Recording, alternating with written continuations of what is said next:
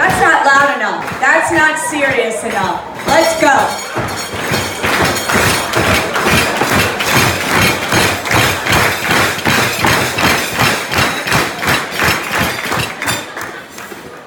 This is a disease that is so unpredictable.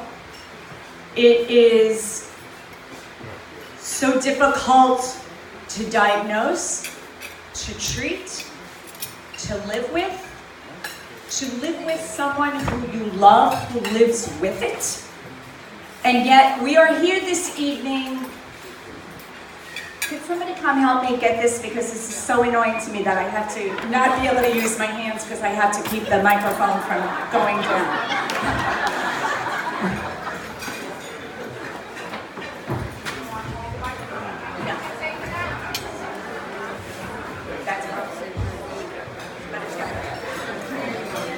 Okay, thank you. So, I'm a warrior for MS, and I turned 21 in May of this year.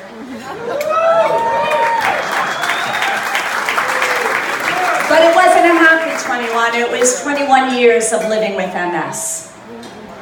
And so, I decided when I received the diagnosis of MS that I would never say that I had it. In fact, I can't even say it right now. But rather that I live with it. Because it was never going to own me, and it was never going to become a part of my soul, but rather that I was going to do everything that I possibly could do for all of the people, to stand with them, to support them, to love them, to use my words, to use my voice, to walk with them, so that we could find an end as quickly as possible to this disease, because it is so unpredictable. It is a silent disease. There are many of us in this room who live with this disease, and most of us that are in this room that live with it, you don't know who we are. But there are people that it is very visible, and they live with the daily challenge and difficulty of never knowing what tomorrow is going to bring. And so it is a different cocktail, it is a different diagnosis, it is a different menu for whoever lives with it. And then those of us who live with it in silence, I've heard things like, she's too positive. So I'm sorry, I'm not going to lay down and play dead, because it's never going to take over who it is that I am.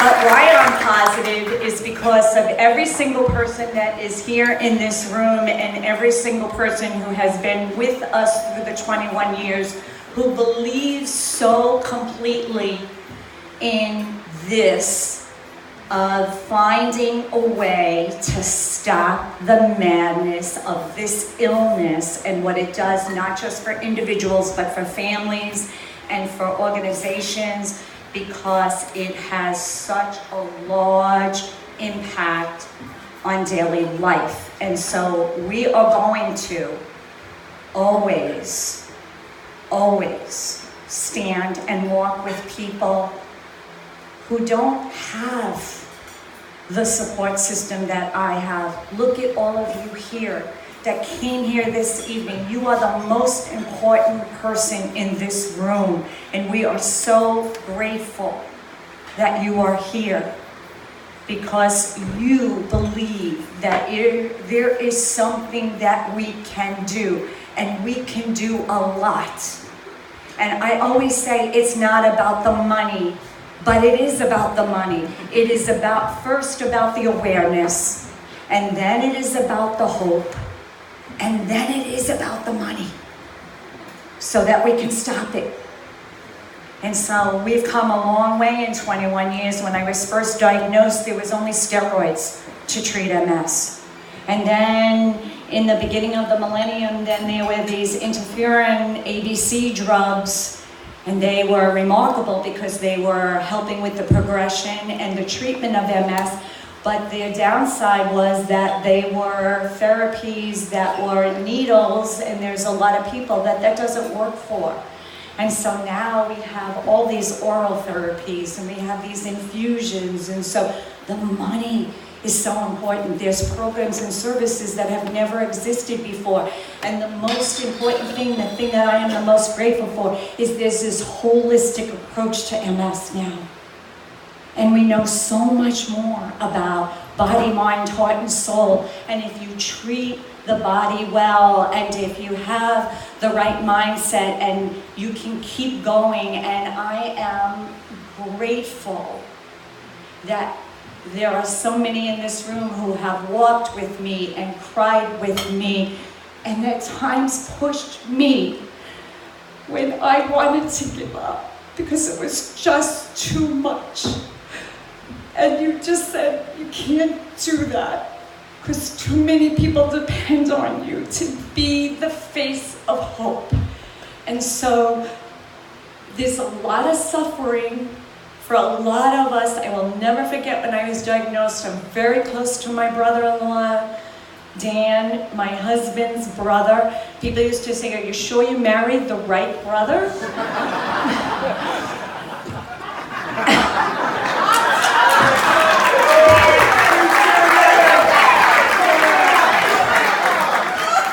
And this is what he said to me when I told him that I had received a diagnosis of MS, and he said it couldn't happen to a better person.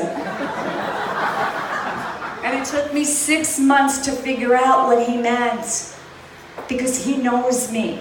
And he knew that I wasn't going to sit still and sit by and not do something to make sure that others were going to suffering would be alleviated, and that we would raise money. And we are close to, if we raise $90,000 this evening, we will be at $1 million that we have raised for MS.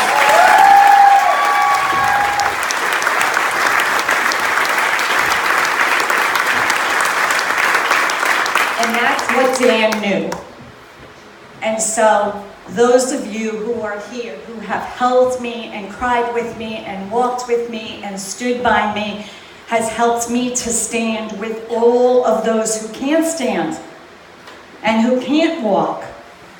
And God forbid, I know God has sense of humor, but can you imagine if God takes away my words, and he does with some people with MS? That would not be funny. I would not laugh. But that could happen. That's how crazy it is. So we are asking you to reach deep. Thank you for your support. Thank you for being here. Your presence is more important to me than any dollar that you will give this evening. So thank you for that, sincerely. But your dollars count too.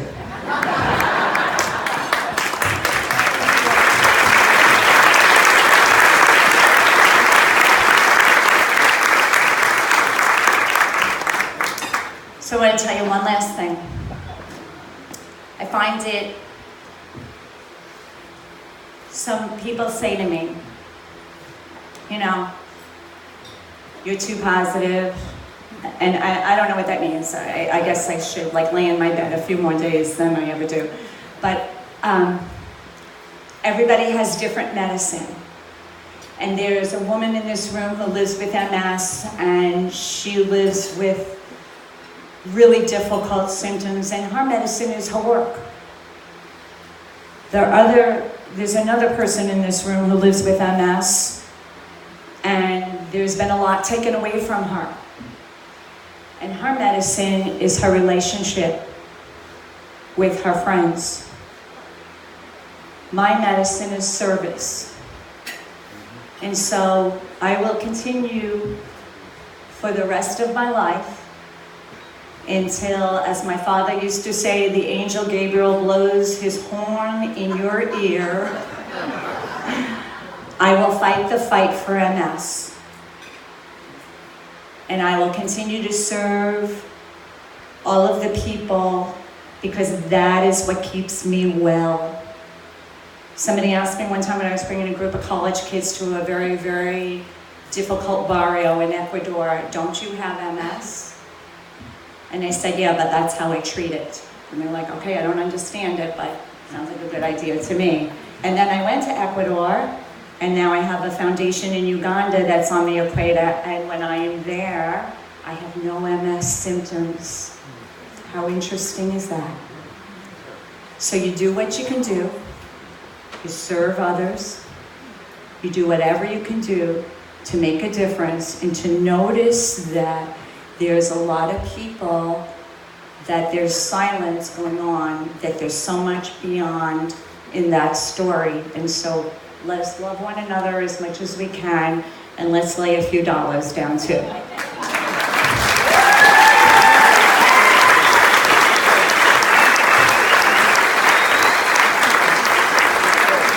So I want to invite